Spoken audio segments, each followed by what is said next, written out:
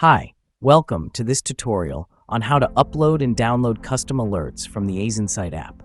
Custom alerts are a feature that allows you to create your own alerts based on various criteria, such as brand, category, product title, and more. You can use custom alerts to monitor products and get notified when they meet your conditions. In this tutorial, I will show you how to upload and download custom alerts from the app, so you can easily back up or restore your alerts.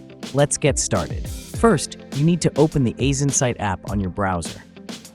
AZInsight is a powerful product research tool that helps you analyze and visualize valuable data on Amazon products. You can get the app from the Chrome Web Store. Once you have the app installed, you can access it by opening a product listing on Amazon. To access the custom alerts settings, you need to click on the gear icon on the top right corner of the AZInsight box. You can click on the My Custom Alerts item. Here, you will see a table with all your existing alerts, as well as a toolbar with various buttons. To download all your custom alerts, you need to click on the Download Alerts button on the toolbar. This will download the file to your computer. You can use any CSV editor to open and edit the file.